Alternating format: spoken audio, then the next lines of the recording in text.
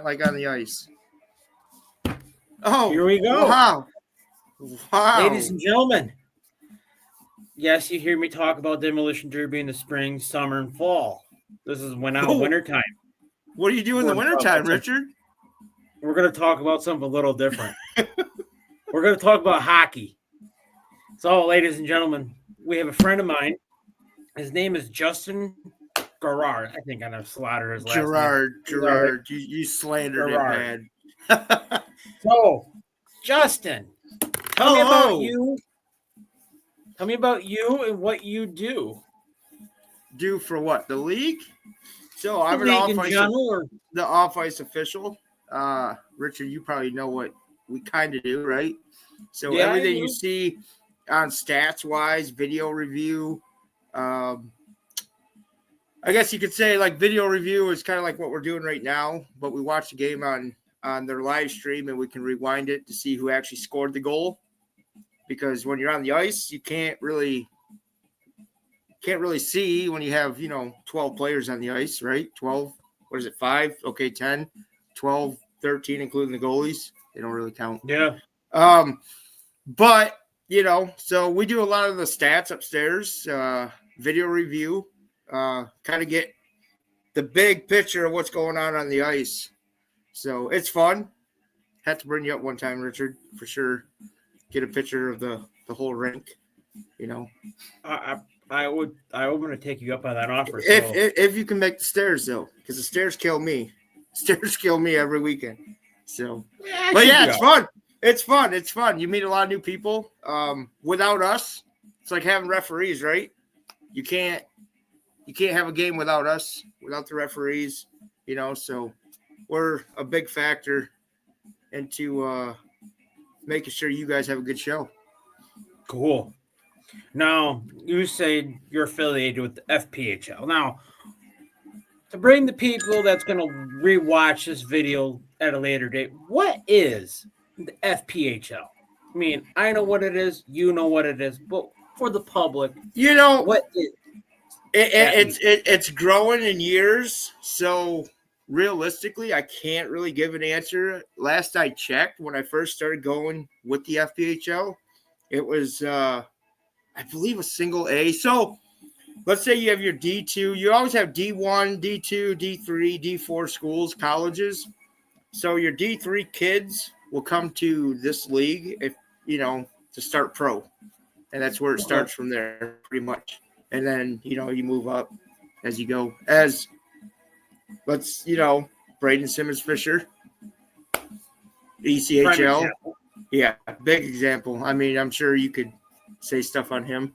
He's just watched him a little bit ago, doing fine work with the fist. Oh yeah, he has the iron muscle. You know what I mean? Yeah, but he's in the ECHL. He went to the NHL prospect camp. I think. Did you get that video? I think I did. I think he went to the Ottawa Senators. The Ottawa Senators minor league team. Yeah, did really good there. Kind of get him up into hopefully the NHL. He's there. He's there. Yeah, he's like one or two notches before the NHL. Right now he's in the ECHL. So I mean that's a high league. Green Cooper went there not too long ago for the Kalamazoo Wings. So I mean, good friend of ours, Frank Schumacher, the Schumacher family in Monroe now. He played a lot of ECHL games. So that's pretty much top notch for these Fed guys here. Yeah. Huh. Interesting. So basically the FPHL, the Federal Prospect League, is basically it's training wheels per se, right? I mean, I know that's probably a derogatory term, but it's a stepping stone, right? You can't just go from a D3 school, I guess, the way it looks. The FPHL is new to me. I grew up around the UHL. So Topeka's coach, Robbie Nichols, he was one of the Flint Generals head coaches, and that's what I grew up around. And then they gave way with them, and eventually this league came. But the league's growing. It's very grown now. Minnesota's getting a team next year, so that'll be fun. I was about to ask you that because there's 7 teams total, right? 7 teams, 14. You know, teams total. I lost track.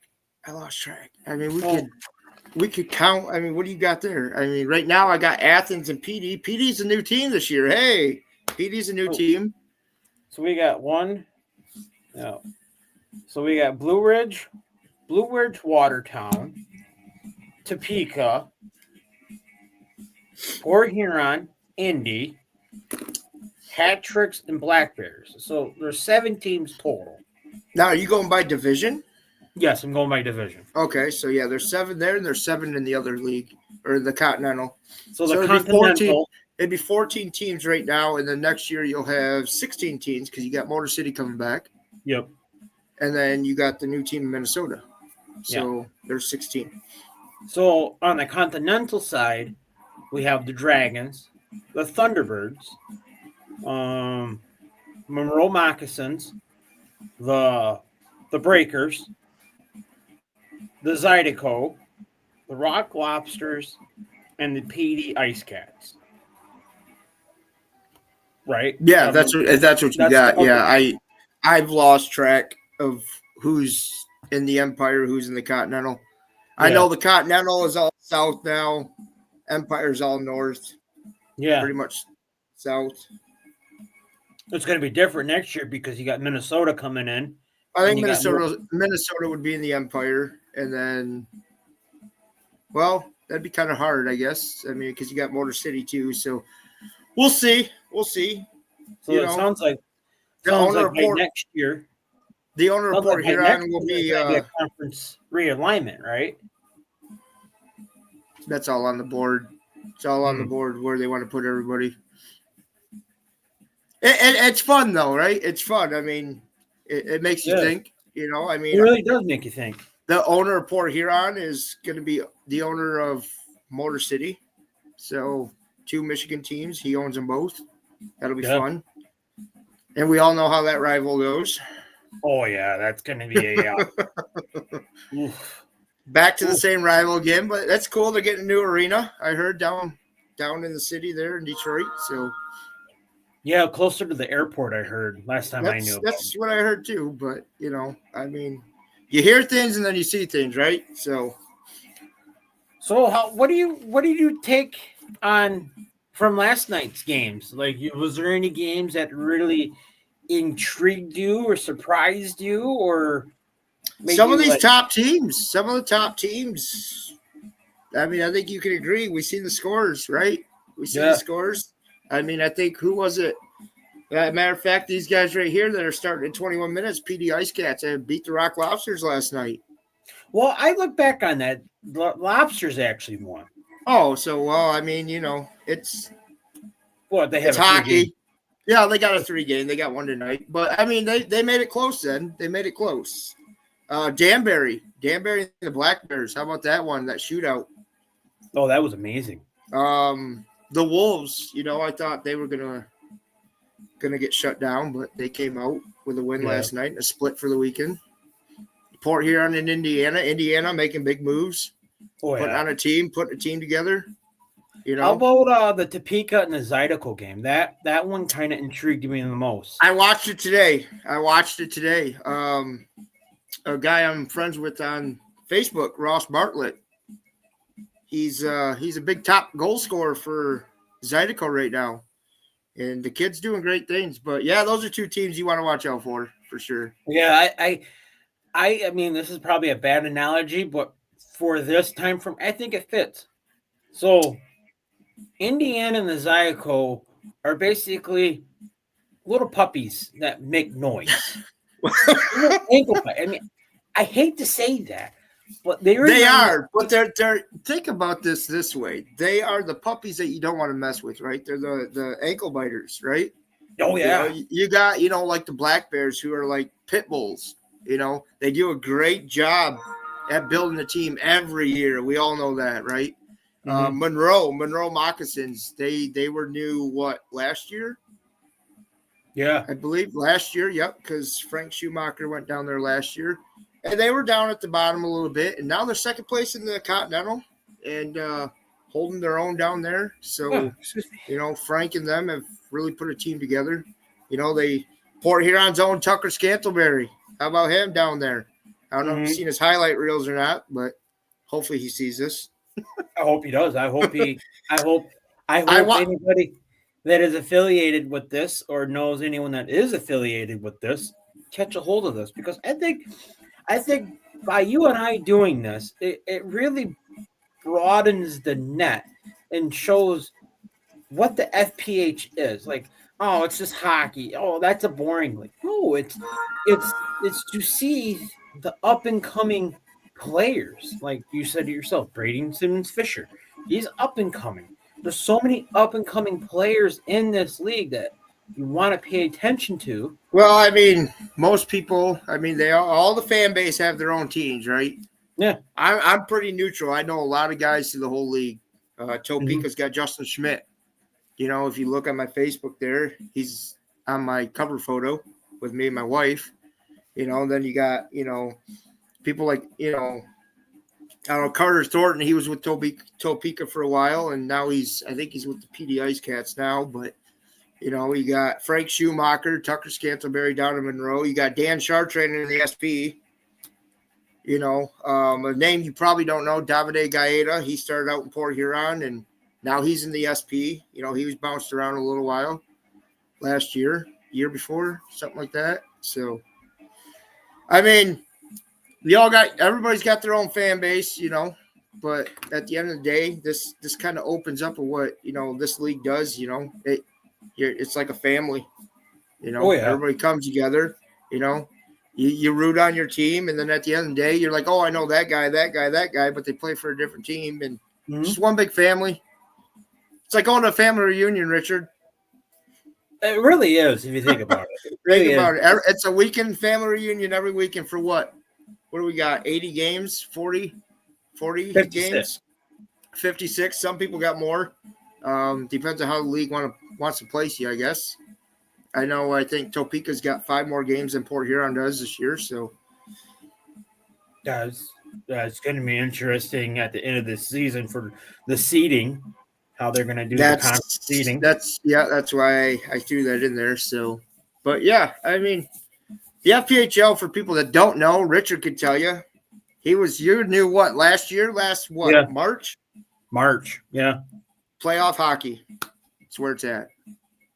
Playoff hockey.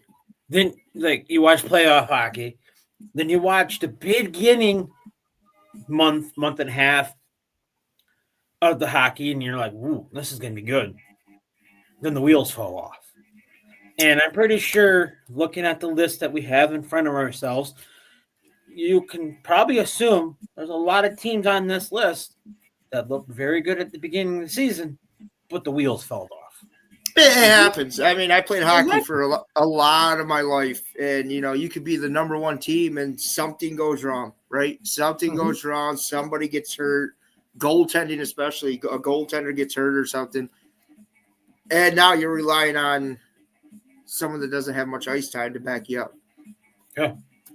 So it happens. Ups and downs happen. We've seen it all weekend.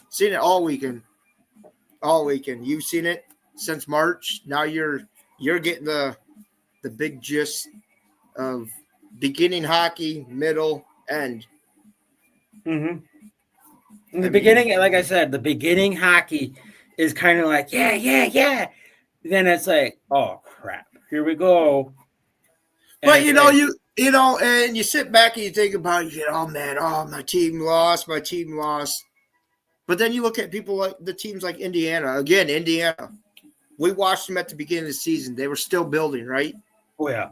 Now they're a team that, oh, my God, Indiana's in the house. Or, oh, my God, PD Ice Cats are in the house. They're not far behind. Last year would have been, oh, my God, Monroe's in the house. This should be easy. This year it's like Monroe's holding second place, and they're just holding their spot tight.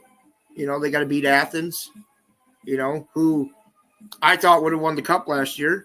And some stuff fell apart, I guess, or I don't know how they did down there in the South, but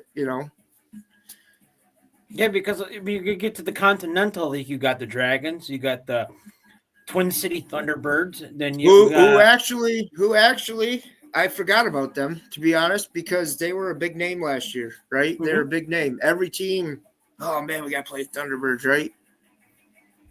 This year's just not their year. no. I mean, it could be their year, but there's little brother teams coming in and going, hey, move aside, we're coming. But I think you got the Dragons, you got Thunderbirds, then you got the Moccasins, and you got the Rock Lobsters. Them four teams are only what 6 points from each other. I haven't looked at the standings since I don't even know if the league has everything up yet. To be honest, I don't know. Let's assume 8. Let's just assume 8 points. Like you look at the Empire Division right now, right? And I think Port Huron's sitting at 33. Black Bears are sitting at 40. No, they're at the 50 mark. So I think Port Huron was sitting. I can't remember now. They were close. They were close in the race for a while there.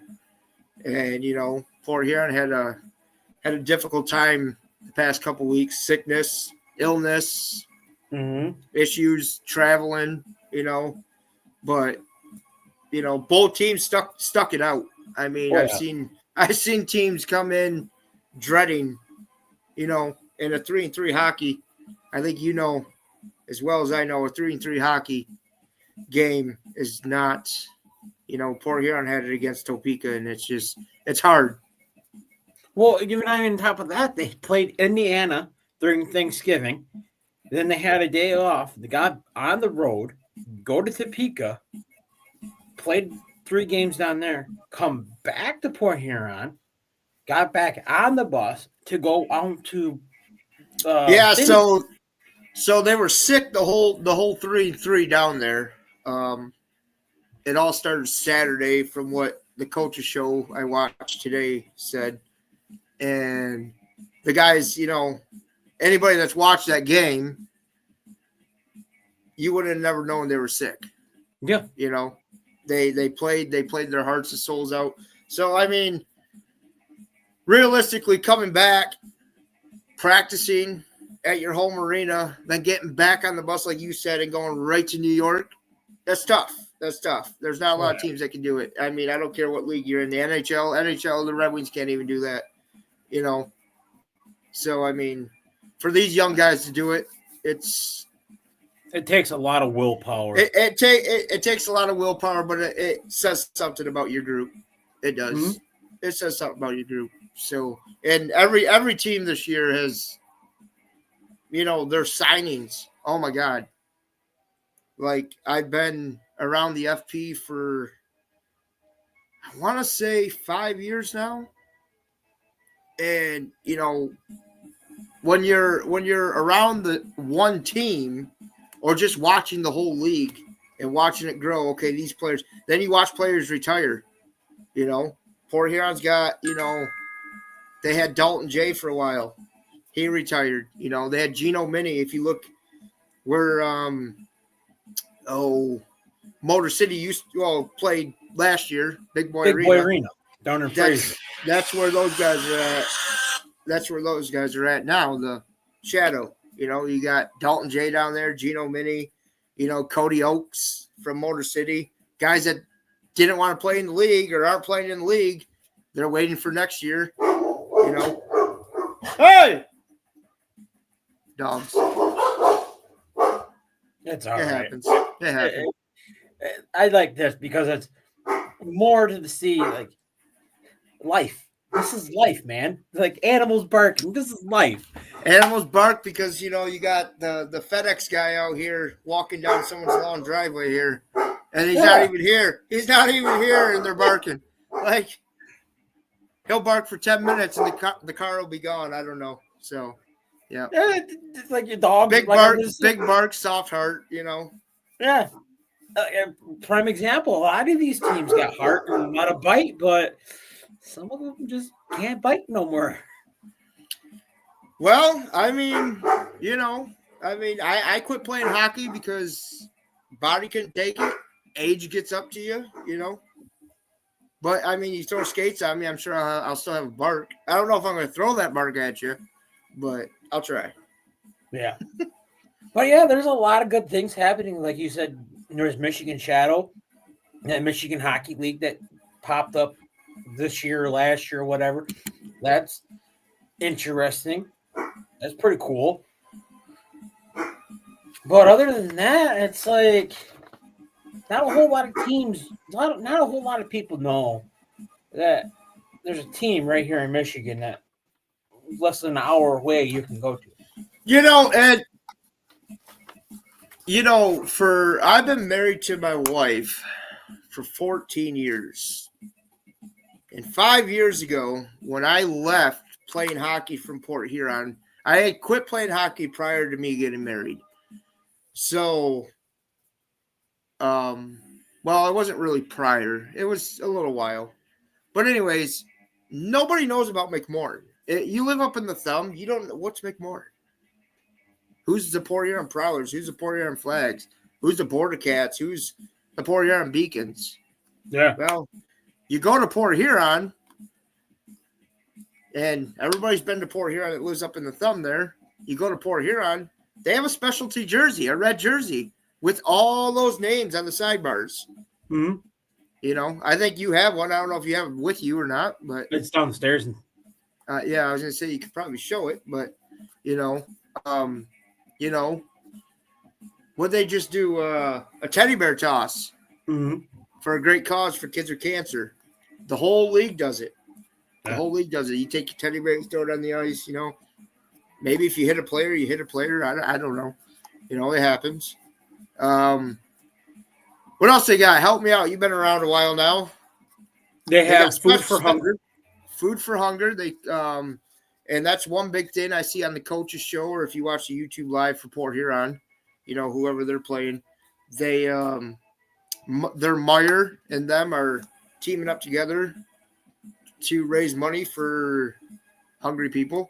Yeah. I think Will, their YouTube guy there, said that all the food that was collected yesterday's game went to people with no food, I believe. Don't quote me on it.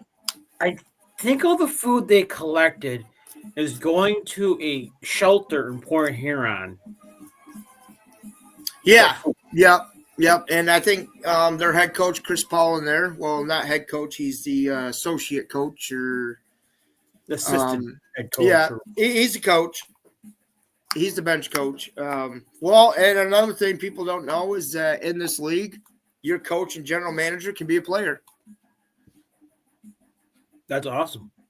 And I think it's pretty cool. And then you have, people like Port Huron, I think Monroe has a player coach. I believe Frank Schumacher is a player coach. Don't quote me on it. I believe he is. I think Topeka has Robbie Nichols. But they have Justin Schmidt as a player coach. Yep. So, that's what's cool about this league. You can coach, you can be the general manager, you can be a player, so you're not just sitting on the sidelines because your feet can still work. Yeah. So it's good. They're specialty jerseys. I don't know how many you got this year or last year. I got one last year. That's their things. St. Patrick jersey. That's right. You got the big green one, didn't you? Yep. Yeah. Just got to put the ears on now. I got ears for the St. Patrick. You do. And that's coming up. That's another specialty jersey. Oh, and they got skate with the players. A lot of teams in this league allow you to go on the ice after the game and meet the players. Yeah. I look at, like, a lot of people, like, I'm going to bring it up. A lot of people know my background. I drive derby cars. But starting with that, you got Power Wheels, youth. That's the same thing with this sport. You got skate with players. You see a little kid looking up to one of the players. Hey, I want to skate with Reggie Millette tonight, or I want to skate with Reed Cooper. There's so many. And the thing is this league pretty much puts their team out in the community, parades, schools. They go to schools. It's just, they give kid tickets away at parades. Guess what, Mom and Dad, if you're watching, anybody, or when you watch, all you got to do is get those kid tickets. Guess what? Your kids get in with those kid tickets with the purchase. usually most arenas is with the purchase of an adult ticket. Yeah. So, I mean, I think they give student discounts, right? I really don't know. I You really haven't don't used the student discount yet? I don't know. I'm not a student. I don't know. Well, I mean, your kid's a student, though, right? Yeah. Yeah. So next time you go, try that. Be like student discount. I think. What's that? I was going to say, for some of you people don't know, like I bring up the mitten, right about here in this general facility of Sandusky, right about here is Port Huron. So, I mean, if you're an hour in either direction, you can come to Port Huron. So it's not that hard to get to McMorran. It's a fun time. You know, I happen to work for the league, but I am the off-ice officials, one of the off-ice officials for Port Huron specifically. They don't move us around. They don't trade us in the off season. They don't, whatever. Port Huron is where I do the off-ice at. That's so awesome. when you go into the league stats and stuff, and you see like Reggie Millette, oh well, he scored 2 goals last night. Well, how'd that get on there? Well, that's us. Cool. So you're basically the inside man doing all the data for Port Huron. Well, there's quite a crew to us. So you got goal judges, right? You got the home and away penalty box guys. Those guys, get a lot of credit too, because they got to hear this the whole time, back and forth. When you put 2 people in the box, it's not like for us upstairs. We don't have to hear that. We don't have to hear that. We answer the phone. We have an official scorer. He usually, depends on how you do it, official scorer will write down everybody that touched the puck. Anybody that don't know hockey, the last 3 guys that touched the puck, so you got the guy that scored, that's your goal scorer. Then you got the 2 guys that played it before him, they get the assist. That gets passed down to a guy on a computer like what I'm on. He puts it in the league website, and boom, there's their stats. You got plus minus. Plus minus is, bear with me here. Let me see if I got plus minus. Man, mind you, folks. I know this is a lot of information to swallow, but this is a lot of knowledgeable information. Like some of this information I don't know.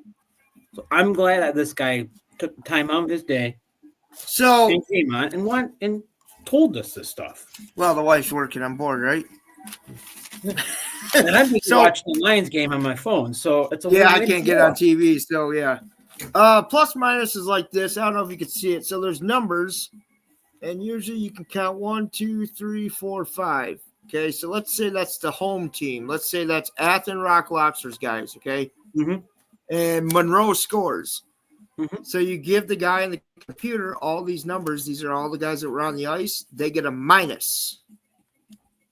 Now, if your team scores and you're on the ice, everybody gets a plus. Now, just because I say everybody, that does not include goaltenders. So hypothetically, let's say a goaltender scores the goal. Empty netter scores the goal. The place goes nuts, right? Does that goaltender get a plus? Or how does that work? He gets a goal. So, but we don't count the goaltenders. We only count the 5 guys on the ice. Okay. So if he's the 5th guy and they only have 4 due to a penalty or something, he scores. Realistically, I've never seen a goaltender on the plus minus sheet in my time doing this. Never ever have I seen the goaltender on the plus minus because he's always there. The 5 guys that are skating and doing defense, offense, controlling the puck, those are the 5 guys that get the plus minus. So you got 2 guys. You got one that control or does the plus minus for just the away team. And if you're really good and you do the home team, you don't even have to write it down while they're on the ice because you could just look, after a goal scored and go, oh, yep, that was this person, this person, this person. Shots on goal, I don't know. You probably know more. You know a little bit about shots on goal, right? Yeah. So some people don't understand how shots on goal happens. You look at that fancy little thing up in your arena and you see 27 to 13. Well, how come they only have 13? The The shots on goal is when I shoot the puck at you, you're the goalie, and it hits you. Or whatever. If it was an attempt shot, it doesn't matter where it is on the ice, and it hits the goalie, that's a shot on goal. So a lot to do. We're in charge of getting the starting lineups before the game. So we go into each locker room. Hey, coach, you got your starting lineup. In Port Huron, we'll go to the away locker room. We got to run that upstairs, make 4 copies. Off-ice officials get a copy. Refs get a copy. And the opposite team, they'll get a copy if they want a copy of their own. If not, so for Port Huron, Chris Paulin, Matt Graham, Alex Johnson would get, a copy of that way they know who they're starting. Chris will keep that in his pocket, and then vice versa for the away team. They get a copy of the home. The referees get a copy of both teams, and so forth. A lot to do in hockey. It's not just going there and watching a game if you work with the league. Now, for you, on the other hand, it's different. Some of you don't know, but if you watch playoff hockey this year, I'm sure you'll be very entertained. Richard, why don't you enlighten the crowd on what you did last year? Tell us about it. Okay. I think we could pull it up on YouTube, right?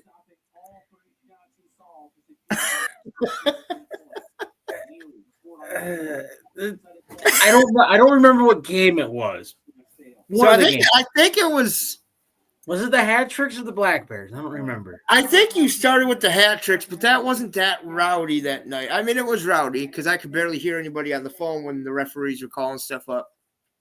But it was the Black Bears. When Port Huron beat the Black Bears in McMorran Arena, that place went nuts. Richard, the camera for YouTube kind of slid in his section, which, if everybody doesn't know, he sits next to the penalty box, the home penalty box, next to my wife, kids, my mother-in-law, and it's all a big family down there. It's all a big family. Everybody's family down there. My wife, my kid. Yeah, and so forth. We got friends all the way down the stretch. But so what bring you full circle. That section is called Section 24. It's a pretty rowdy section.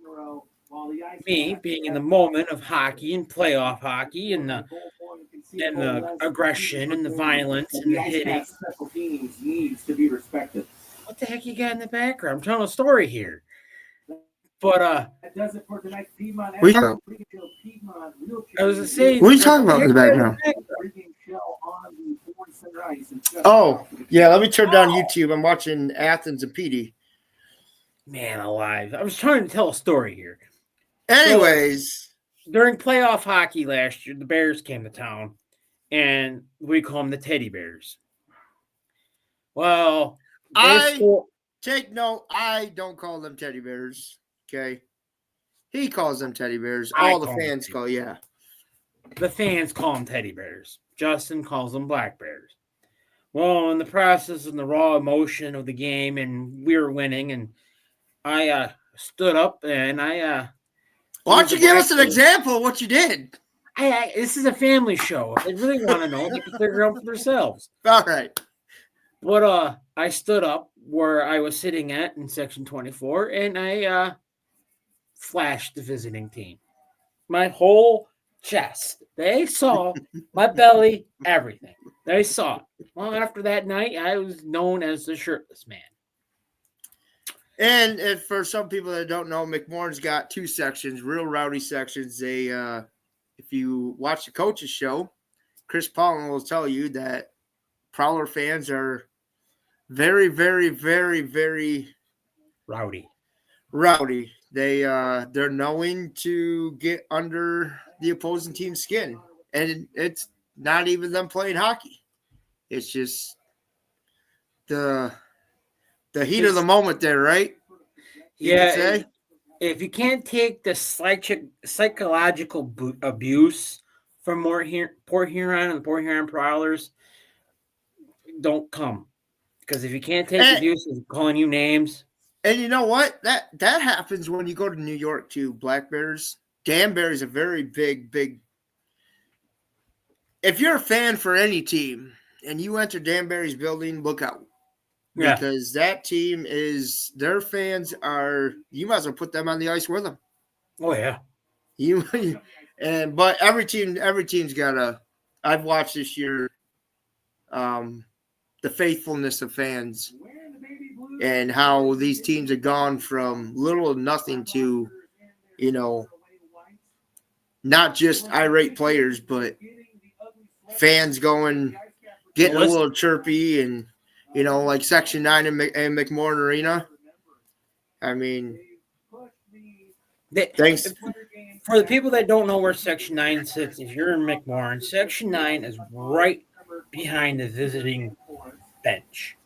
And for Will Wiggleman there, the YouTube guy there, our main voice of the Prowlers there, he gets it a lot on mic this year. Oh yeah. Oh boy. The Port Huron Prowlers owner Ken Andrews there, he's done a fabulous job with a lot of new stuff in that arena.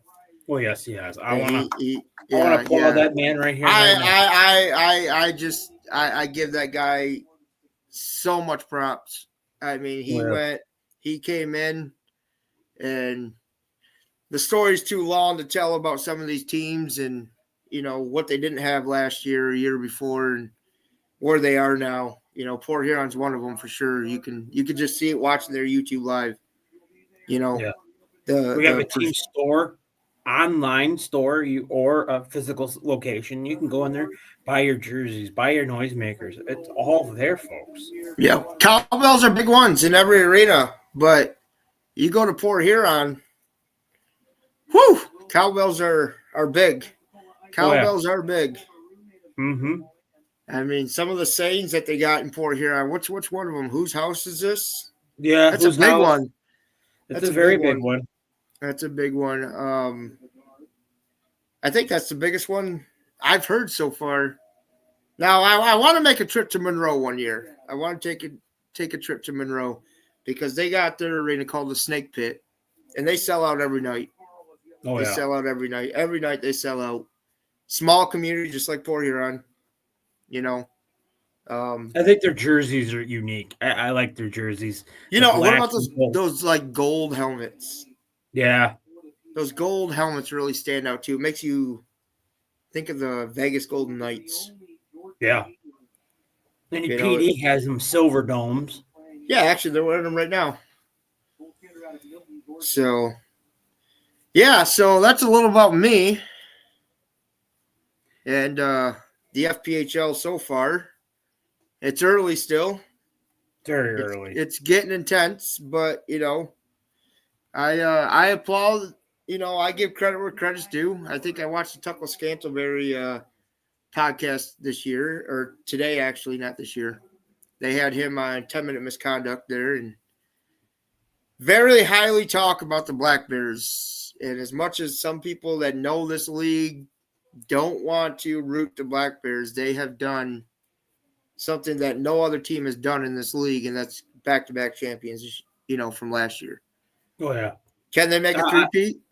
I could see it happening. Yeah. But the bus goes round and the wheel falls off, and then you might have the PD Ice Cast coming after you. Oh, yeah.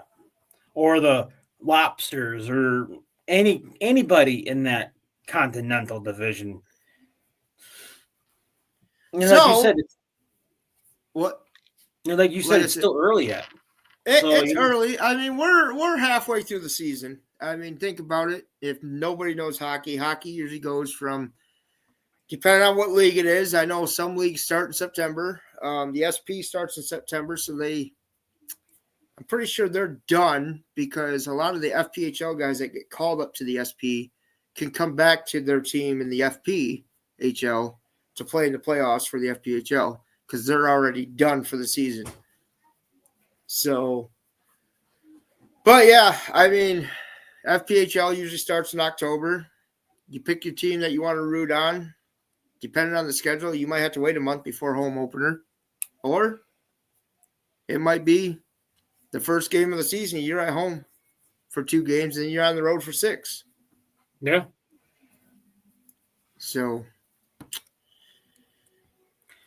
I hate to ask this, but you have any questions for me or Mike? Oh, I got quite a few questions for the big guy in section. What is it, 24, 25? Yeah, 24.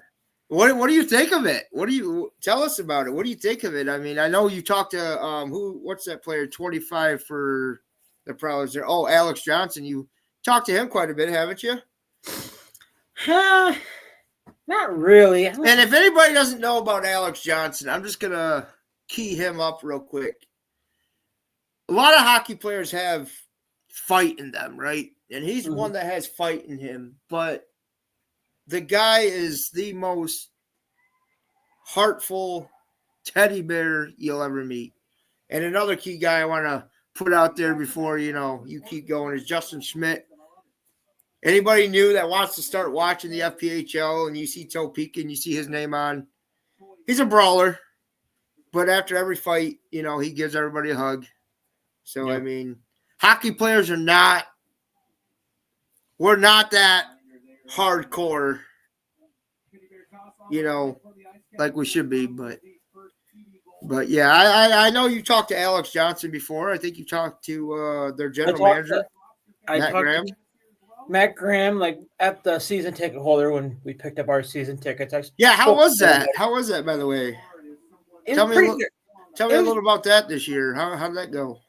It was good. It was different. And it's cool seeing all the guys taking their time out of their day to sit down with the season ticket holders and sign their name 500,000 times. I applaud them for all that.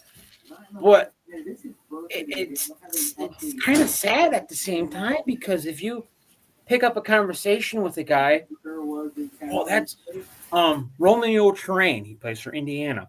Romeo took time out, spoke to me and my wife. The next week he's gone.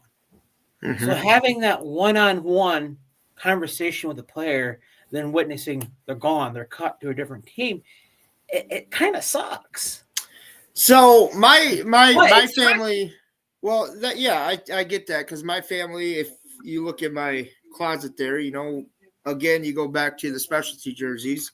My kids and wife have bought a lot of the same player, right? So Braden Deck, he's from Saskatchewan, Canada, and he was here prior to you coming in to watch the games, and he was known as the guy that wore no shoes, and it was, it was a medical issue or whatever. Never really got into it, didn't care, nice kid. So we bought all his jerseys, right? Got all his jerseys, and people are probably wondering, well, you work for the league. How do you do that? Well, there's, all off-ice officials after the game's done, you're still an off-ice official, but your family can still purchase a jersey.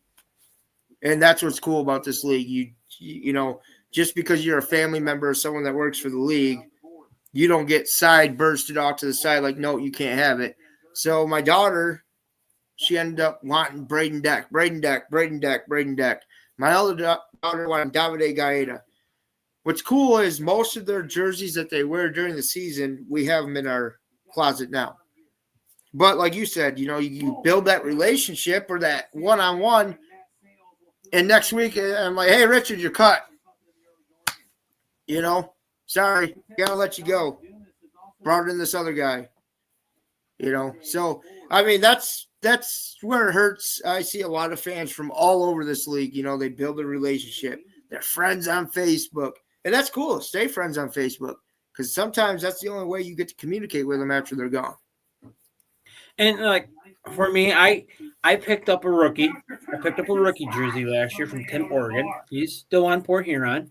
Yep. Got re-signed from the SP. Good defensive in my eyes. My wife picked up a Reggie Millet's St. Patrick's Day jersey. And my son, Ben Brockway and Ryan Person. Yep. I still want to get one of their jerseys before Brian is he's a big fan favorite, right? He's a big fan favorite out of, I think, and they're all fan favorites in everybody's eyes. But Brian, he's got that special heart. And, I think Port Huron had to get him back from Indiana because in the draft, yes, this league does have a draft. Indiana said, hey, we're taking Brian Parsons. And Matt Graham, being the guy that he is, did his magic and got Brian back. Yep. So, there's magic touches there. And there's sometimes, like you said, like I have a Frank Schumacher in my closet that my wife bought, and we still communicate with Schumachers to this day, and he was one of those defensemen that catches your eye real quick, like, wow, this guy's real good, and, you watch some of these other guys on other teams and you're like, wow, I know that guy, he used to play here, or he used to play here, so it's cool. But for kids wise, I always say, don't get too attached. Yep. It's a sport. Like any other sport. I always say every day is a one-day contract for any sport you play. Don't matter what sport you play, because you could be here one day and gone the next. Mm-hmm. And the FPHL used to be a lot of moving. And this year I'm not seeing a lot of moving. It's like the teams are very set in stone with the guys that they have. Yeah. So, we'll see. We'll see what comes in the next couple of weeks for some teams. Mm-hmm. Don't know. I don't know either. Like, I hate to bring this up as a fan, as a season ticket holder, because my wife is. It's hard seeing a team put forth a team that's going to do really good and their wheels fall off. And there's always bumps in the road in hockey. Yeah. And people don't understand. Hockey is very unrespected in the fan world. Anybody could put on a pair of sneakers and run a football. Yeah. Right? Anybody can dribble a ball down the court and, I fell to the ground, I hurt my knee. But last year, these guys in this league, they were playing with broken ribs, dislocated fingers in the playoffs. That's what makes hockey different. Mm-hmm. And I try to explain that it doesn't matter what team you're for. It doesn't matter what team you're for. I don't care if you're for the best team in the league and nobody likes your team. Your guys are going out there every weekend, getting hammered to the glass, taking fists to the face. What other sport can you say that does that? It allows it. It's the only sport with weapons. Think about it. You got two blades on your feet and a stick in your hand. And a stick in your hand that's made of fiberglass. Yep. It's something else. And people underestimate hockey. They underestimate hockey. Oh, that's just boring, blah, blah, blah. It's just a bunch of guys hitting each other. Yeah, but you know what? Some of these guys are doing it to entertain you. Mm-hmm. Some of these guys. And they're shooting a rubber biscuit about this big. I think a little smaller than that. I think I got a puck size. A puck size. Like that. Yeah. And think about it. As a goaltender, these guys could shoot. Some of these guys could shoot over 100 miles an hour. Mm-hmm. Some of these guys are defensemen. Give credit where credit's due there. I played defense, so I'm not trying to sound big-headed there because I played forward for a while. Then I didn't like scoring. I couldn't score, right? I maybe trickled one in here or there, but defense, I wanted to be the guy to stop the guy from scoring. Well, when he shoots that puck and you slide on the ice, I think you've seen it before. Brett Lockhart, he's a big one. He'll slide right in front of the puck. Luke James for Port Huron, I've watched some of his film. He slides right in front of the puck. These guys just slide in front of the puck to protect the goalie from stopping it, and it's 100 miles an hour. Mm-hmm. Sorry, kids, but they don't wear face shields in this league or any league. I mean, only time you do wear a face mask if you got a busted nose like Brett Lockhart. He has a crack right across the bridge of his nose. yeah. Or, your jaw was hit with a puck. I Yeah. mean, I have teeth missing from hockey. I mean, not proud of it, but it's you don't think about it when you're having fun. Nope. And I think a lot of the fans, they realize what these guys go through. They realize what they do each weekend. So that way you can go over there and smack your belly like Richard does. Or Section 9, doing the you bum things, over in Port Huron. I mean, it's every team puts their body through stuff, and think about it, they do it all winter. Oh yeah. Now you hit playoffs and you're already beat up. Now you have playoffs. Playoffs can go to June. I mean, and then there's the referees. We got to give credit to I think I know a special referee everybody knows, Steve Gowdy. Steve Gowdy's a good referee. He's been all over the league for a while. He lives in Port Huron. He does a lot in Port Huron. But Steve Gowdy actually does the so Port Huron does a thing that special jerseys for cancer. And Steve Gowdy and his wife put that on. And they take their time out of their day and night for the weekend to do that for Port Huron. So I think Steve Gowdy's one of the good referees, I mean, they're all good referees no matter what, but Steve Gowdy referees the league. He does a lot for the league, and then, he does that, for cancer awareness and stuff too. So I don't know. I mean, some people don't know what the Fed League's like. They think it's just a small slump of the stepping stone. Oh, they ain't NHL or they ain't AHL or OHL. That's fine. That's fine. They're still playing hockey. They're still hockey players. Yep. They're still playing the sport they love. I mean, right. Exactly. So what's your take on hockey? A little bit about me now, a little bit about you. What's your take on hockey? What's your favorite teams, I guess you could say, that play against each other this year? It could be all. It could be one or two teams. It could be one team against all of them. Who do you like seeing?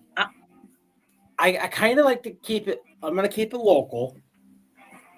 Starting with the OHL, Ontario Hockey League.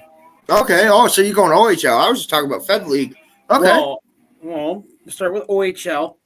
I grew up watching the Generals when they used to play in Flint.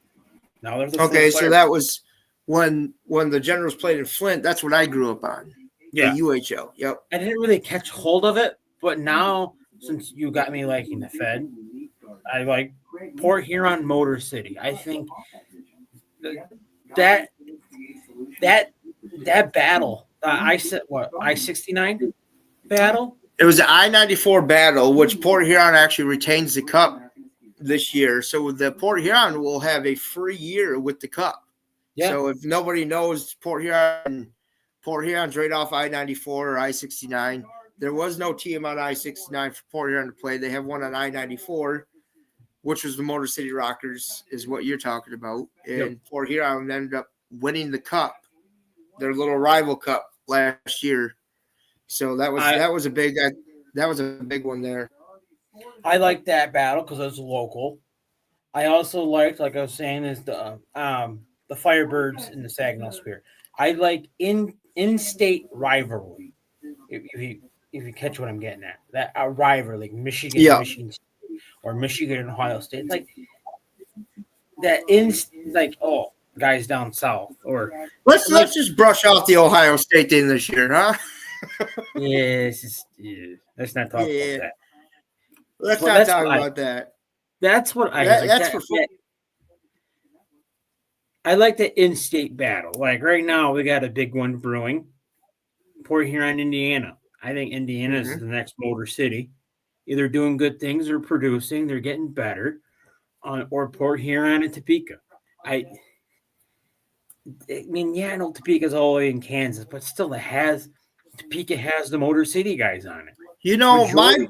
my big one last year, and I think you can vouch for this. I think you were there for a couple. Was Port Huron, and it was the Carolina Thunderbirds, which is now known as the Twin City Thunderbirds. I always loved that rival. Yeah. And you know, it felt weird to have that rival because Port Huron's coach Chris Paulin was a goaltender for them at one time, and that's another guy that if he stepped back on the ice, holy cow, that guy's been through so much. I don't know if everybody knows the background on Chris Paulin, but Chris Paulin, he was a hell of a goalie.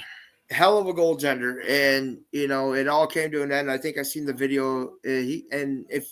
I think you could see some of his videos on YouTube. You could just type in Chris Paulin and the battle he went through with his knee, the surgeries he went through with his knee. I mean, last year he was in a brace for part of the season because he had surgery.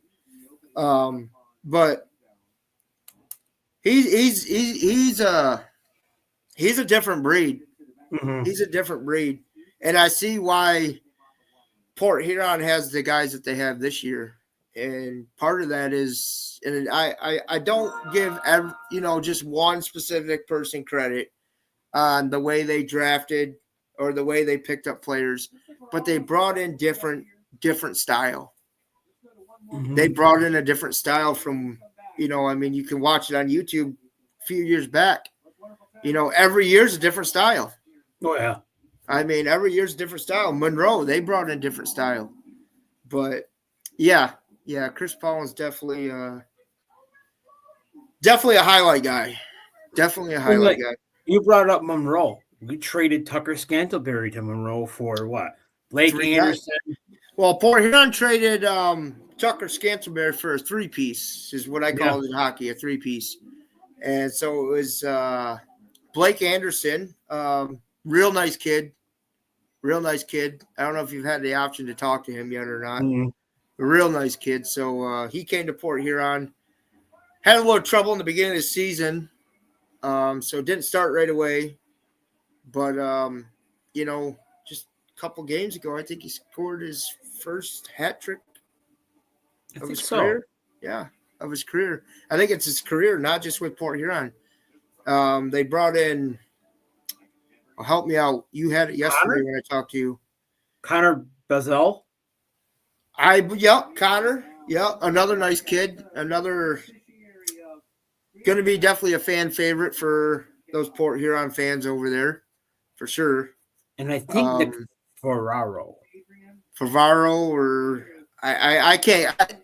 Don't beat us up on the last names, guys. And if any of you players see this, and it doesn't matter what team you're from, don't beat us up because some of your names are, kind of tricky.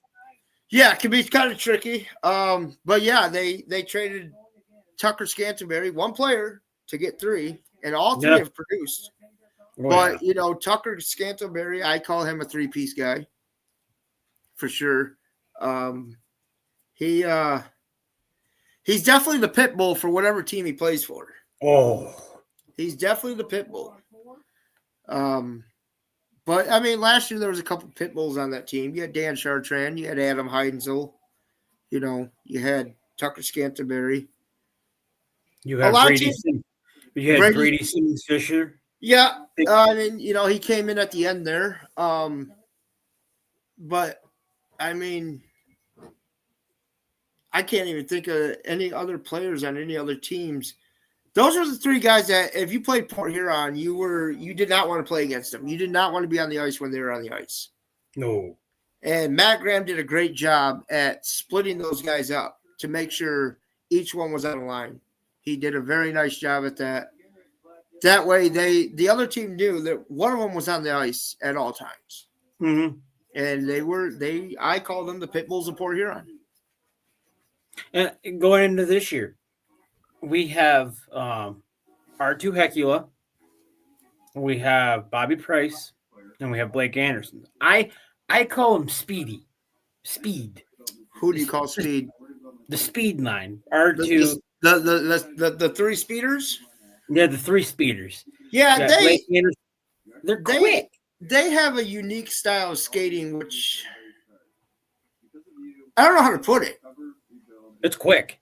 Like I said, I played hockey. And the style that's coming in every year is different. Like I say, different. I say different for a reason. I do. I say different for a reason. When you're sitting up as an offensive official, you're seeing the whole game overhead. Mm-hmm. I mean, you could take a playbook and draw out plays on how they set up. And then, you got the three speedies that come in, and it's like, wait a minute, he was just there. Now he's over. Oh, wait, it's in the net. I mean, I feel bad for goaltenders. I do. Oh, I feel bad for goaltenders. But then you got Vincent DeCumbas. That's another speedy guy. You got Dylan Marty. He's on the IR. You got Lucas Lockney. You got Reggie. There's so many names that you can just plug and play and say. And that's any team. I mean, like I said, I watch a lot of different teams. This year is my first year really watching other teams. And, the supervisor of off-ice officials, his name's Dave. Him and I talk a lot. And, we don't just talk about one team. We talk about a lot of teams and the standing, the numbers, and this player and that player. And, again, you look at the different talent that's out there, and like from when I played, we used to use wooden sticks, okay? When I played, we didn't have fiberglass. I remember when the fiberglass first came out, and it was just, you seen that? Yeah, look at I'm watching the Lions game. It's 24-14 right now. Who's winning? Let's interrupt this chat real quick here. Who's winning the Lions game? Detroit.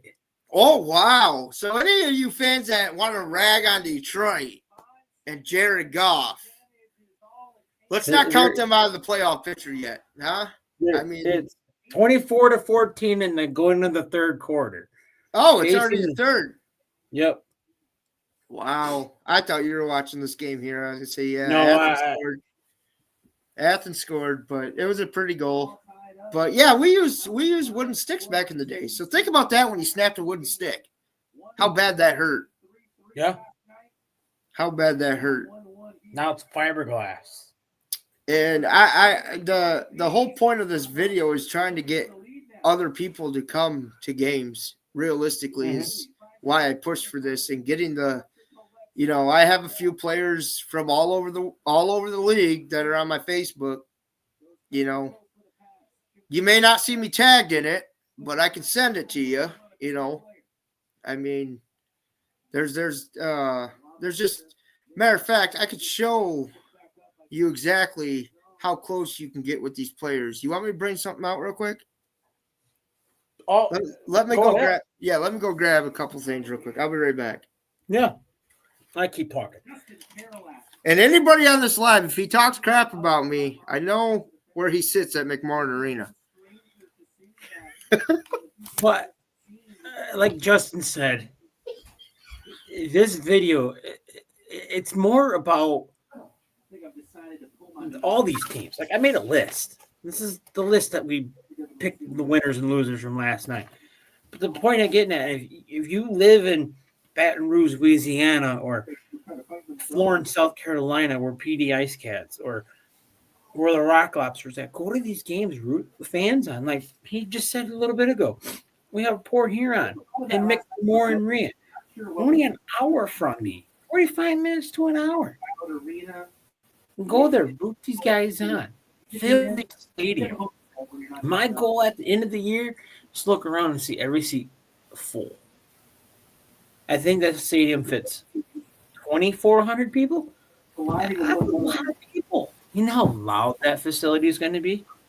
It's going to be crazy. Dominic Dumas looking for his first goal since Indiana. Oh, you can't hear me, but it's all right. Oh, I can hear you. Oh, you can hear me still, eh? Mm-hmm. All right. So the big thing about, I guess, and it's any team in this league. So this stick right here, I don't know if you can read that number. 79? 19? Yep, 19. This is Port Huron's captain, Austin Federley. And the first year we went, Adam Heinzel came down with the stick to my kids and said, "Hey, we got a little surprise for you." Now, Austin had signed this stick on the blade. And the only reason we have this stick is because it was cracked. And I don't know if you can see the crack right there. Yeah. So it was no good. So he signed it. And mind you, my kids have like 7 of these different sticks. They sit in a corner and collect dust. They do. Kids want to do something with it, put them on the wall one day, and Dad's been a little lazy. So that's one cool thing that this league does. I know Port Huron does a lot of called locker clean out garage sale. So these gloves were worn in the playoffs last year by none other than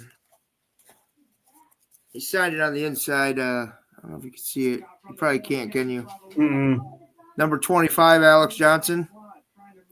So these were his gloves last year. So that's the cool thing about this league is that you can get up and personal and close with the players.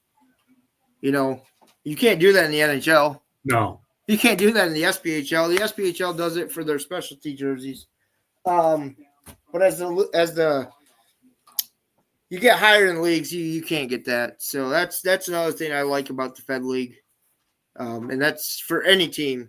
Kudos to them, their coaches. Matter of fact, I just had a friend request from Robbie Nichols not too long ago.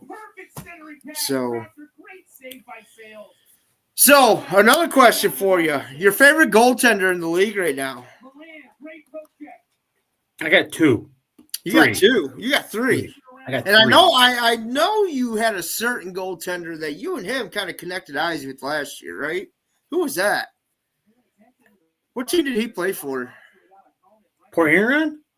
I don't know. No, I don't know. I think Port Huron was playing the team, and he said the goaltender looked at me, and he kind of gave him a little belly rub or something like that.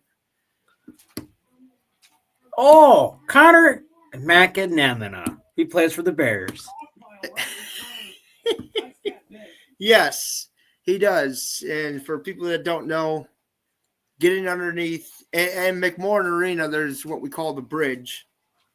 And there's a bridge that goes across, and then there's the goaltender's net straight down underneath the bridge there. And so all you chirpers out there that like chirping, McMorran's another arena that you could definitely let the players know, and they can hear it. They can hear it. I mean, we all try to be gentle giants after the game's over. But, yeah, I think Richard and him made a nice little eye contact last year, right? Yep. Yeah. He's a good goalie. He's a hell of a goalie. I mean, there's quite a few goalies I can name right now. And Danbury just released a good one, and I hope some teams out there that see this or hear this, Frankie from Danbury is out on waivers right now. Yeah. And that's been the highlight of everybody in the league, all fans, everybody, off-ice officials, on-ice officials, as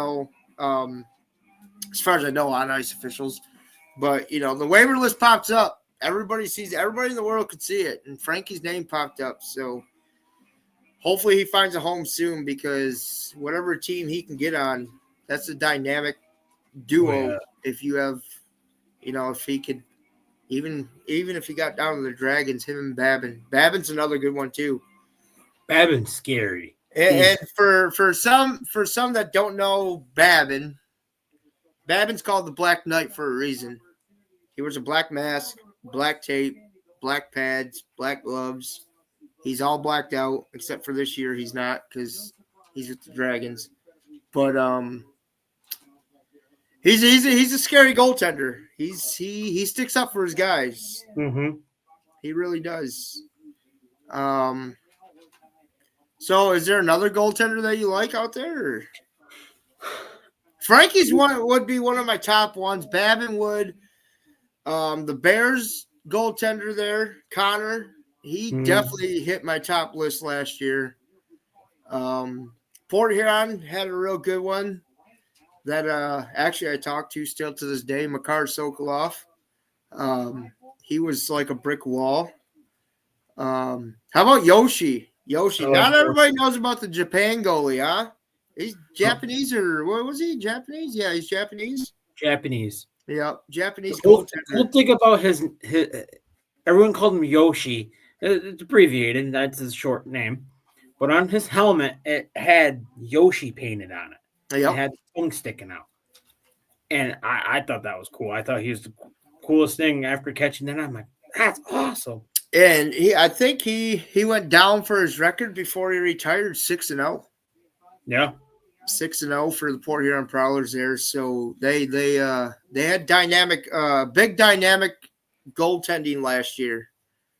Cooper's on that list, local guy. So he's local for Port Huron, but he's from Canada too. But for some of you that don't know Reed Cooper, look him up on Google. Or he actually took shots against the great 8, Alex Ovechkin in the NHL.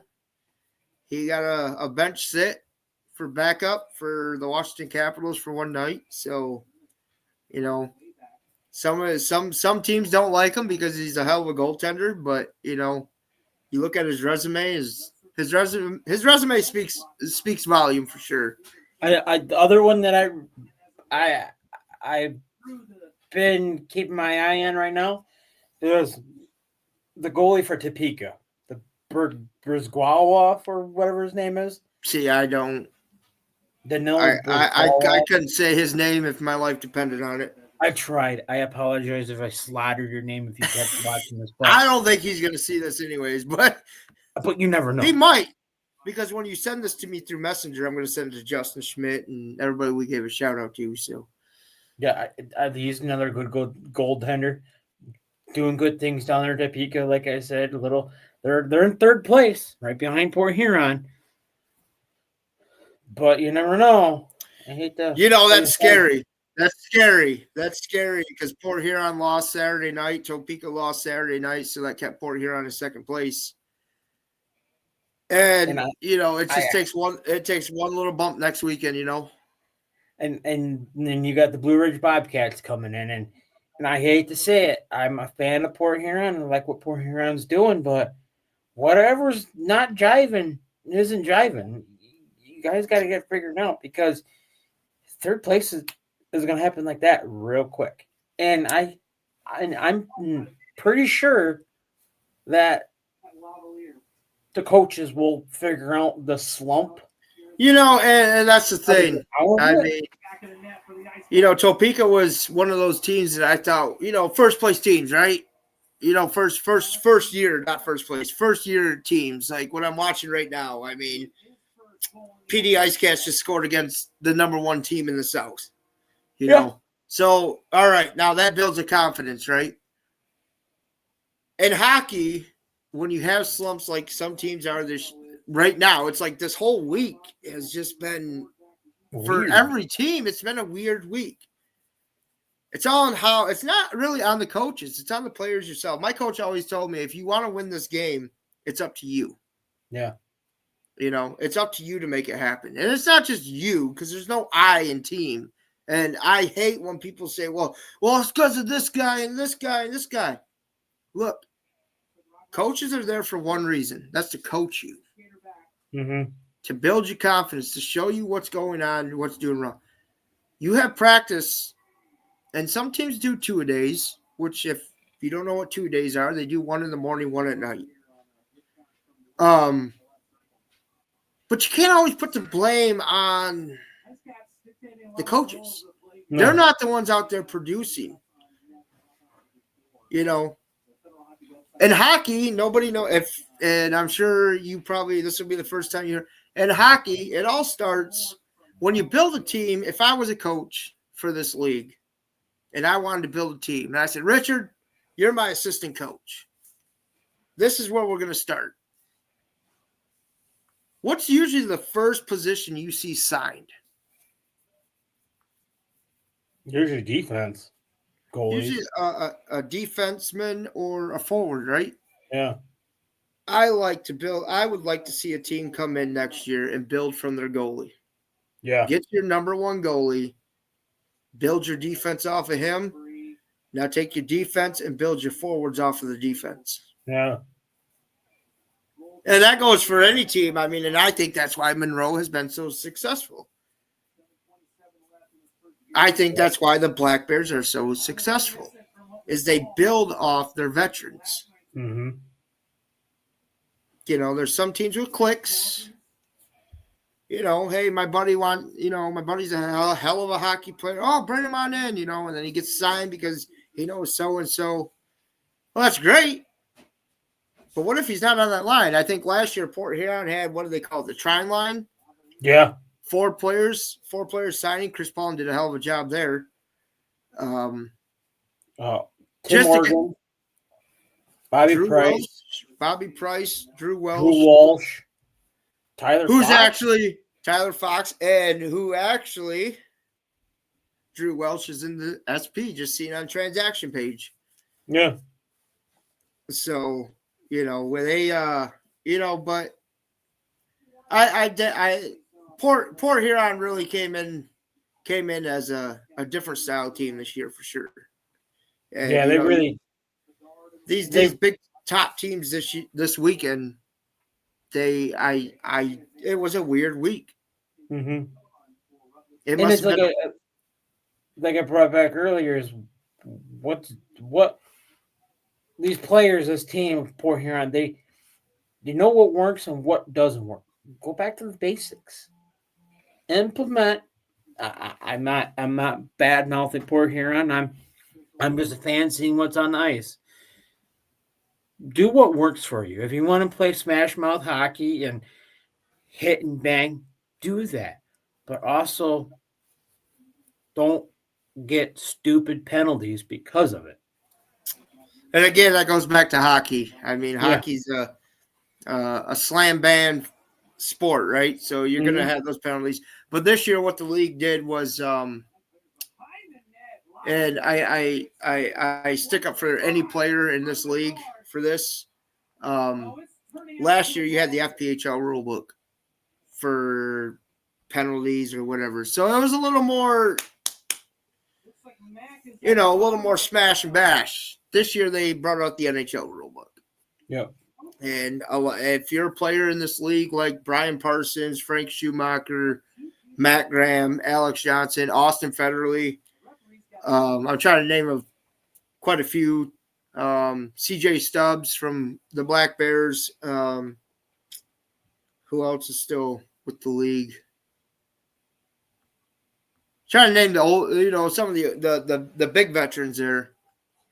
Even Chris Paulin, the rule book changed, and they went straight to NHL rules. So these guys aren't used to that. Well, it wasn't like that last year.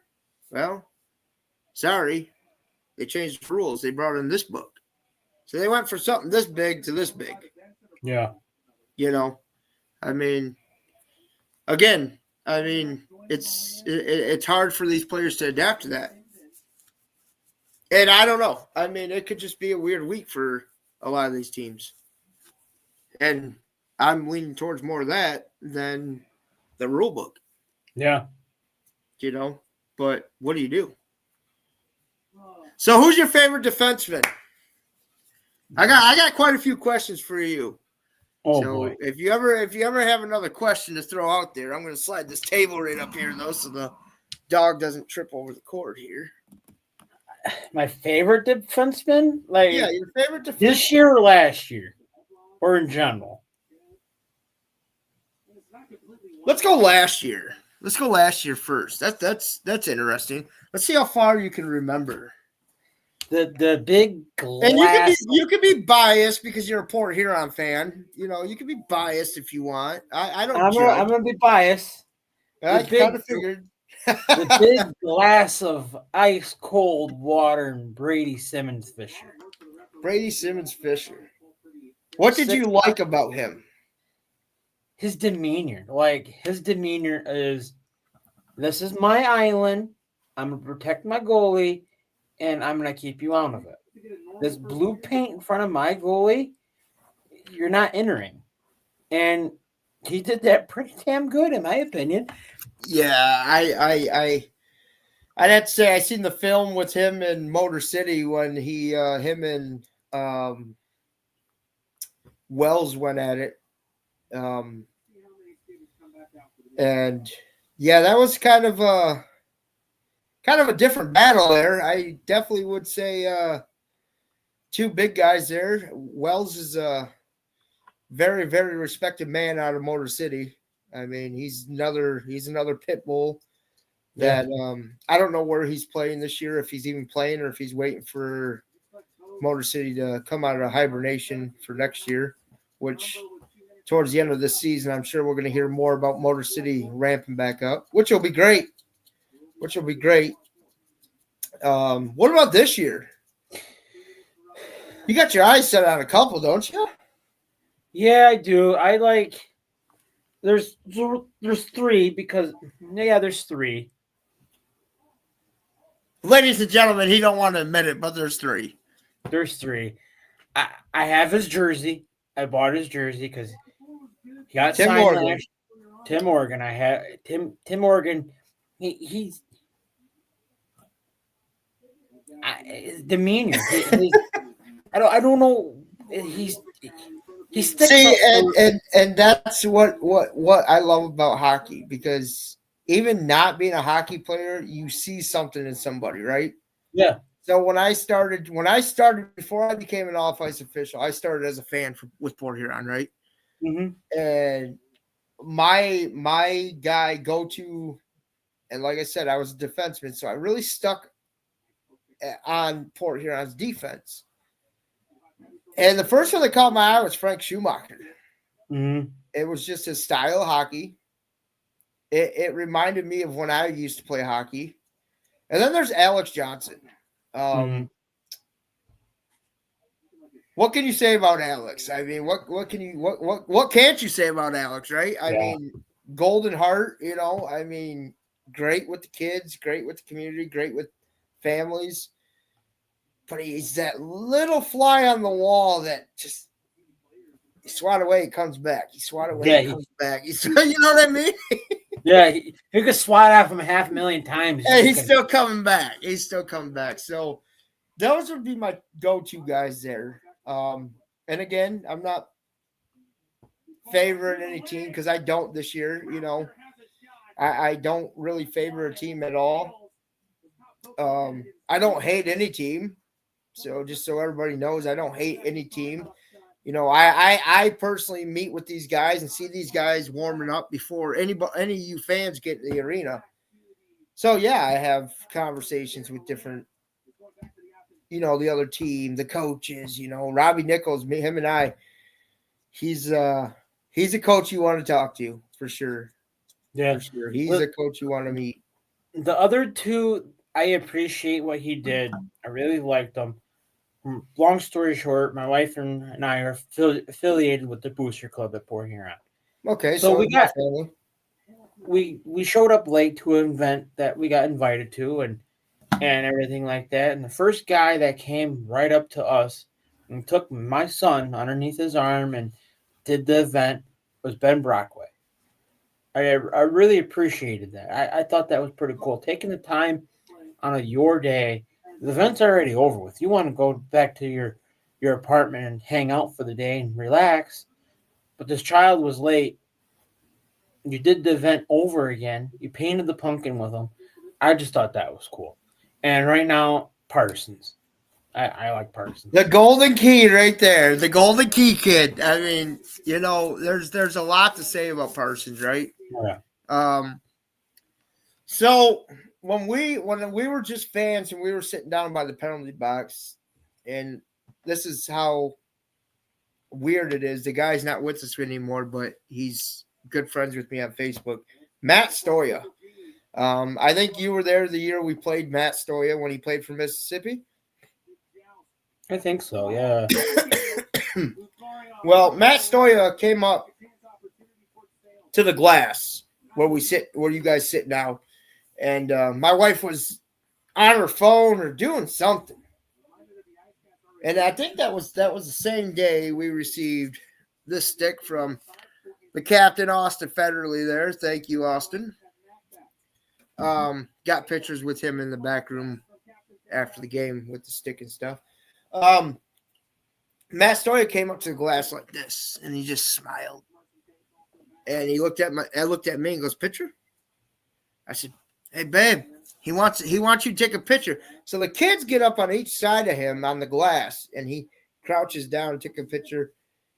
From there on out, my kids fell in love with hockey. Mm-hmm. And that's what this league is about. And the PD Icecast just scored us 3-1. For some of you that don't care, but some of us that have, we're doing a stat thing to see who gets the best picks for the week. Anyways, so that's what this league does to families and kids. Is, again, you guys were late. They grabbed your son, said, "Hey, let's go paint a pumpkin." The Booster Club, got to give a shout out to the Booster Club, right? I mean, they do a lot for the team, and I think a lot of teams have a Booster Club. And for some of you that don't know what the Booster Club does, when these guys go on the road, they don't have snacks, they don't have drinks, and they might, but they might need extra. Some of these guys are on the road for 2 weekends, 3 weekends out of the month, or the whole month. So, I mean, the Booster Club does a lot. They do you might know more about Port Huron's Booster Club, what they do. I know they got a Christmas party. So if you're part of the Booster Club, you get a private invite to the Christmas party, which is Tuesday in Port Huron. I think it's at 6 to 8 this year. Something like that. I don't remember. Yeah. So definitely be making an appearance to that. And that gets you one-on-one with the players too, not just the season ticket party. But what's cool about the season ticket parties, you get the inside look of the new jerseys, right? I mean, Port Huron does that. They and then Port Huron also does something real nice. They do end of the year party, and everybody is welcome. Doesn't mean don't I mean, they have their I've seen on ice officials like Steve Gowdy show up. Off ice officials. I think we all show up. They're cheerleaders. Yes. Port Huron has cheerleaders. The Prowler Spirit. The mascot. They have a mascot, and I think Richard actually applied for the job to be the pooper scooper for Mitts this year, didn't you? Did you get denied? Yeah, I got denied. What were you lacking in that? I wasn't cheerful enough. I'm a big burly man with a big burly beard. I don't think you want that in the presence of children. Right. No, it's the Booster Club. The Booster Club does a lot, and these players do a lot, and they're all for the kids. It doesn't matter. When it's skate with the players. I mean, tell me about your first time with skate with the players. What was your son? So your son comes to a game, right? Me being me, I invite Richard, the wife, and the little one to a game, right? What was his first souvenir ever? Hockey puck. Hockey puck. And we have 14? Yeah, we have like 23. Yeah, we have 14. Yeah. Yeah, Richard is become more of a hockey freak than a derby freak. I don't know what. That's a tough one, eh? Mm-hmm. That's a tough one. I mean, keeps you busy through the whole year, all year round, doesn't it? Pretty much. And for hockey players that are going to be watching this, I mean, Richard, tell them about something about the derby. I mean, some of these guys, I see Topeka let their guys go to a derby, and they had an indoor derby at the Topeka Arena, and nobody knew the rules. Nobody knew what it was called. These players did not know nothing about the derby. So why don't we slash some derby stuff in here? Since you are a derby driver, right? Yeah, I drive here in the Thumb, Michigan. I mainly drive at the Satellite County 4-H Fair. Where's that located? Because I'm sure some teams could probably go there and booster clubs or. It's located in Sandusky, Michigan. And do you run big car, little car, or? I run the front wheel drive class. So pickup truck? No, like front wheel drive cars. Oh, okay. The little cars, front wheel drive, like your Buicks and your Chevys and stuff like that. And what do you got? A little Sunfire? No, I have a Buick Regal. Oh, okay. And that's the same car you've been racing for a few years. I really like the 3800s. They're really good motors. And, I'm sure we could get some people on, to chat with you on that because, hockey players know one thing, hockey. Yep. Unless you're like us who live up in the Thumb. Yeah, we do hockey, we do other sports, but for some individuals like myself, we do hockey and demolition derby. Like my wife says, you study demolition derby. That's the only thing you do, study. I do study. Anything that comes across my phone that's demolition derby related, I study it and figure stuff out. I'm like, let's try that. So is it a bigger addiction than hockey or what? Yeah, it's more expensive. I was going to say, which one's cheaper? I mean, I know hockey's getting a little more expensive in your wallet this year, huh? Yeah, derbying's more expensive. So have you ever thought about getting on skates? Yeah, I have. If someone's willing to teach me how to skate. Well, I mean, yeah, that would definitely. I think Port Huron does a beer league hockey every Friday night after the Prowlers play, so you get to go watch the Prowlers, and you get to stay there and play in the same arena that they just beat up a team on, or win, lose, tie, whatever, shootout. And yeah, speaking of shootouts, who's your favorite shootout player? You experienced a few shootouts. I mean, I think we all know Port Huron's number one go-to guy for shootouts, but yeah, Reggie's pretty good at shootouts. I think he's the one that won the shootout last year for us. For what game? I don't remember. Ladies and gentlemen, he only knows that Reggie shot the goal. They were pretty loud in there. Reggie, don't worry. Don't worry. You can talk to him this coming Friday or Saturday. Yeah, you can beat me up after the game. No, Austin Federley is definitely would be my go-to guy if I'm coach. And yeah. I think Port Huron uses him a lot. Who's your favorite forward? My favorite forward? Yeah. I mean, there's two more positions. There's forward and center still. And for some of you that don't know, center is technically the third guy on the offensive side of the puck. You got two defensemen and three forwards. So you got a center and two forwards, technically a left wing and a right wing. I can name all the different names, and Richard would probably just fall over and go, wait a minute.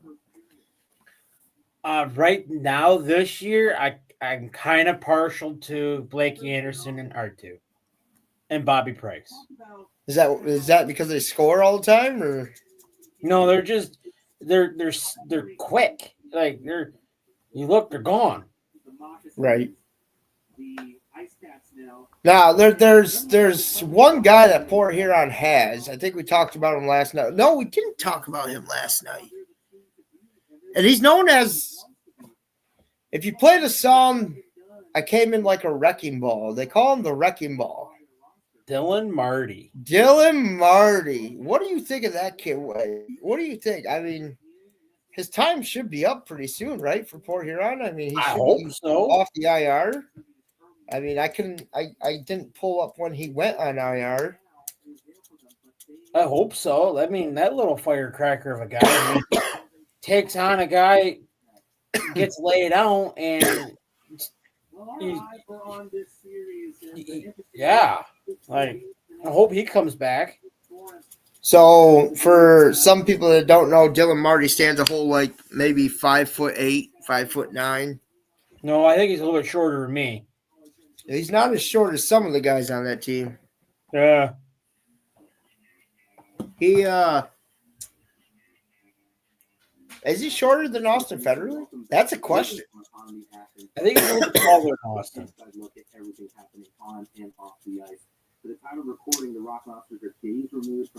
It makes me want to. I'd have to pull up the stat sheet here. You got the stat sheet? No, I don't. I got to pull that up now. What's the score for the Lions game? 24-20. So it's going up against an in-state foe on their ice as they were on a 7-game win streak. Oh. Are you even surprised by the nature of this game? Well, and the question of the day is, for Richard's new, it's called hockey, is who is taller, Austin Federally, Luke James, or Dylan Marty?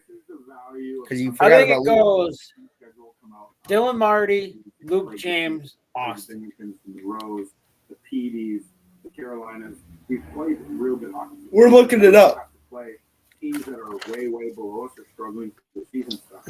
So this has been the value of us playing Monroe and we are right here. So for some of you that don't know, Port Huron has their own website. And we have a little, you can go right to team and roster. And right there is Blake Anderson is 5'10". Austin Federally is 5'6". Luke James is 5'7". And who are we looking for? Dylan Marty.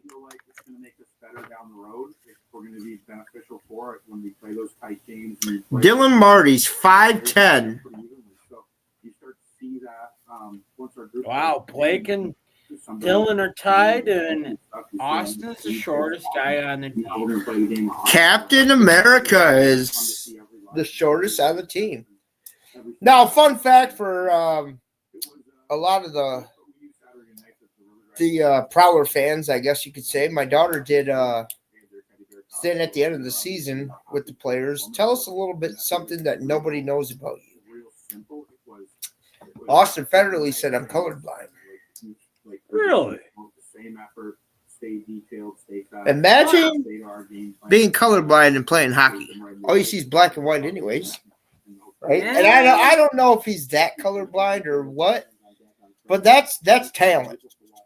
Yeah, or is it a dominant color? Like my son's colorblind with red. He can't see red? Yeah. Well, I mean, could be. That's the next question. I mean, that would be the next question for him. Maybe if this video makes it down to Mr. Austin Federally, he might have to come on here and I can ask him that. Well, that's the thing. I wish this was live on Facebook right now because we could just invite. Yeah. Oh, look. That's bigger. Well, you got anything else for me? Is there anything else for me? No.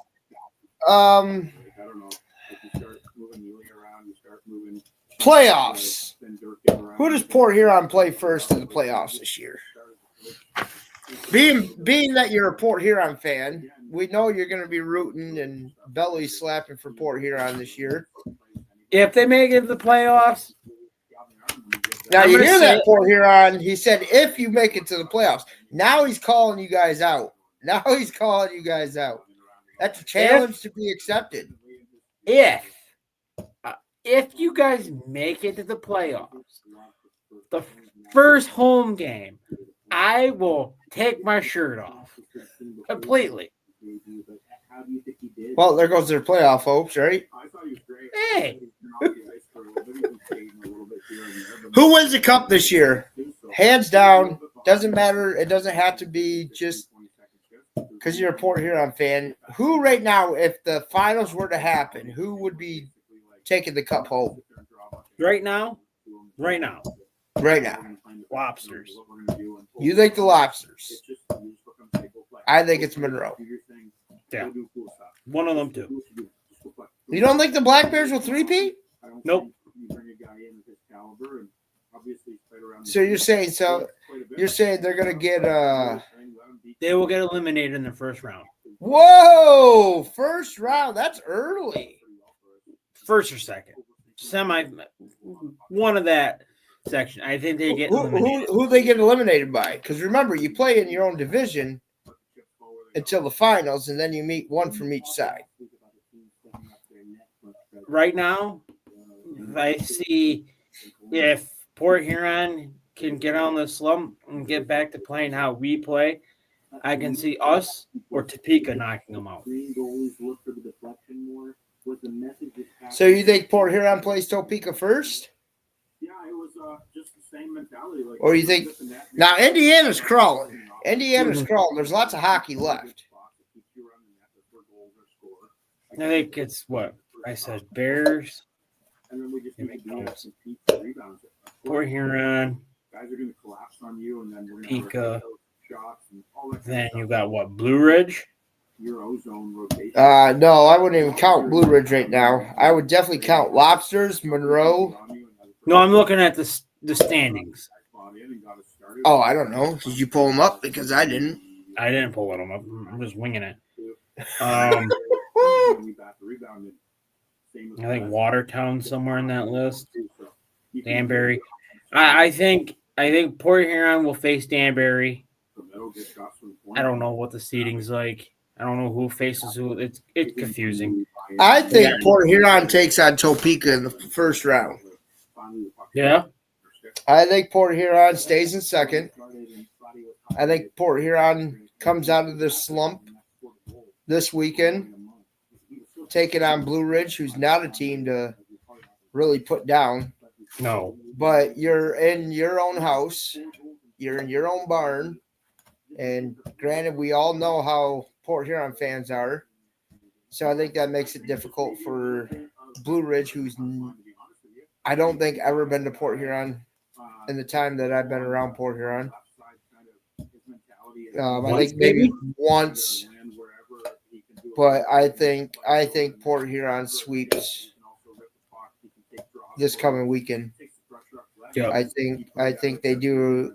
Chris is going to do some readjusting, and I think Cooper gets to start Friday night, and I think he gets a shutout.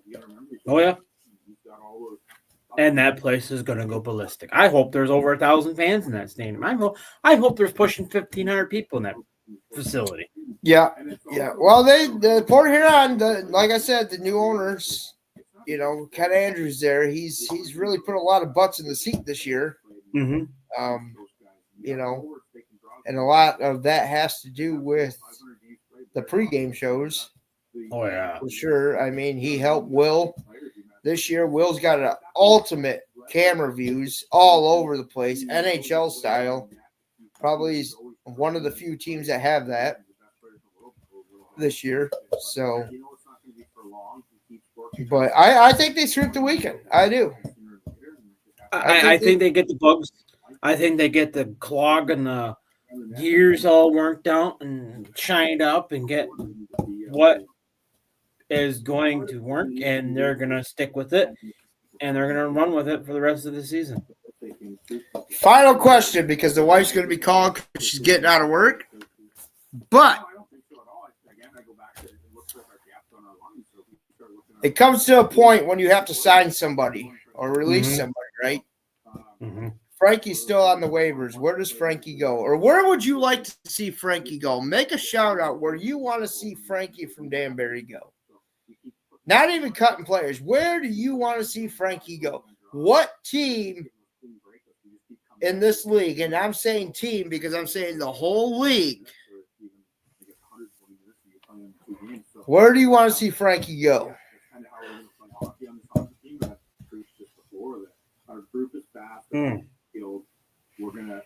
Who has this? I mean, there's teams out there that have the skill players. They have the skill goaltenders. But having that one goaltender on a certain team will give you the dynamic duos to shut any team out and give, I mean, the number one teams a run for their money. Because right now, you look at it, the Black Bears they enter any game and they know they're walking out with a W. Yeah, they got Connor and that other guy. They don't need any more goaltending. No. They have what it takes to win. The Dragons don't. Dragons got Babin.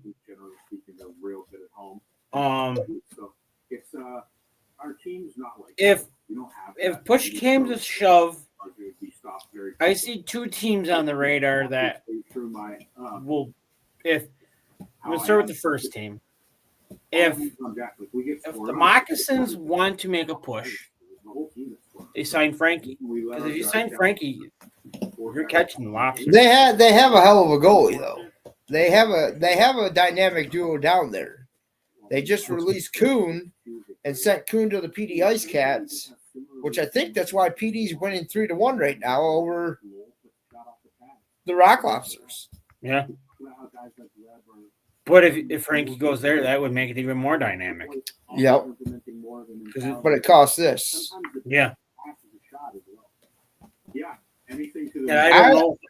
I would like to see Frankie go to Indiana, Topeka, or Port Huron. Yeah. I would say Port Huron's number one on that list. But for the most part, like I was happy even Saturday night. Like again, like Indiana, I was number 2. Then to Topeka. And Danbury's kind of looking offset without a goalie too. So yeah.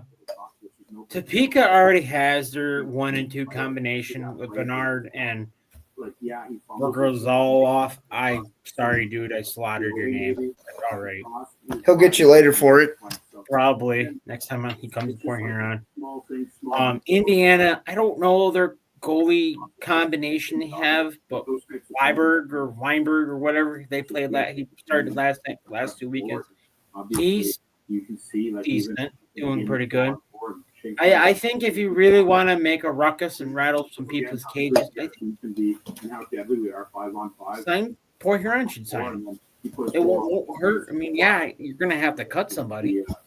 Because I don't think you can carry 4 goalies. I don't know the roster rules, but see what happens. Have a goalie competition. Right. Well, I guess that's a shout out from Richard, a Port Huron fan, to his own team. I'm sorry, but you gotta change it. You gotta change something. Something's not working, and a lot of fans are angry. A lot of fans are annoyed. Some people are, quite frankly, pissed off. You gotta go back to what worked. If you could sign a 4th guy, maybe cut somebody, and have a goalie competition. Hey, these are their top 2. Run with it.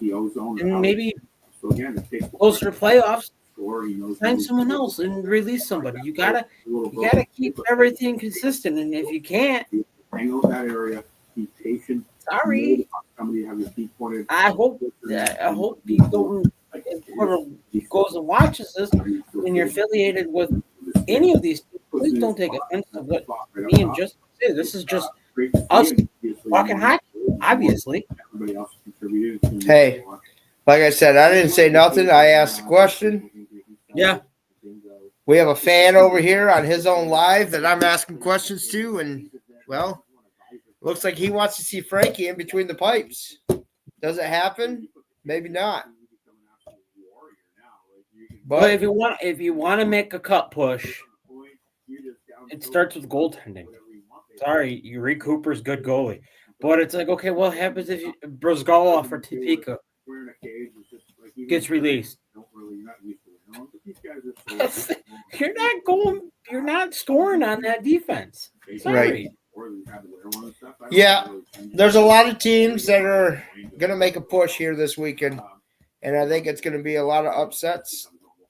I think the teams that lost this weekend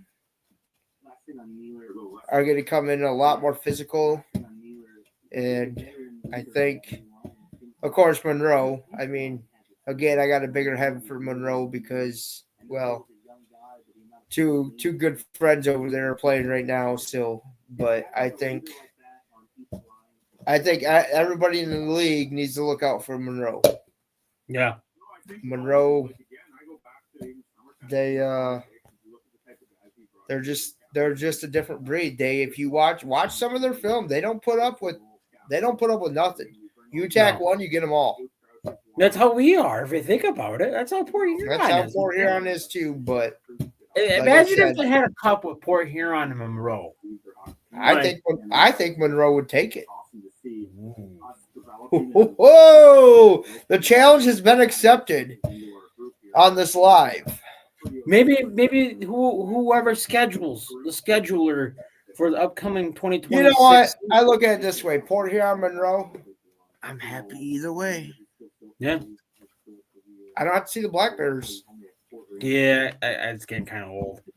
You know, it's like when New England went on a Super Bowl run. That's happening this year too, for sure. I mean, they're only 12-2 or something like that. Yeah, 13-2 right now.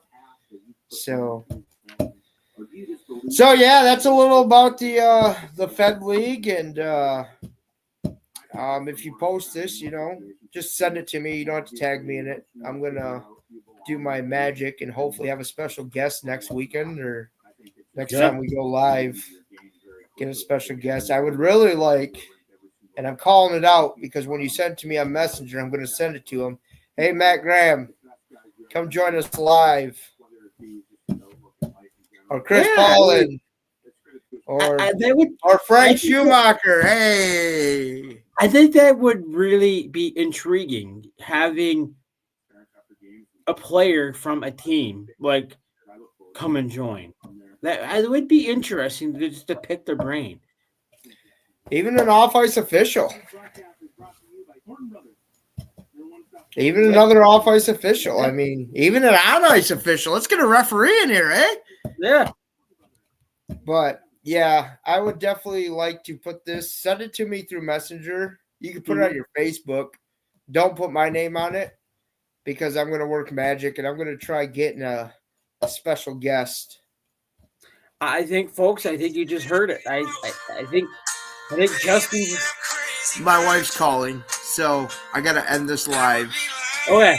There we go, folks. You have a good night. Right. Yeah, you too, buddy. Yep. Bye. Hello? Do we need anything?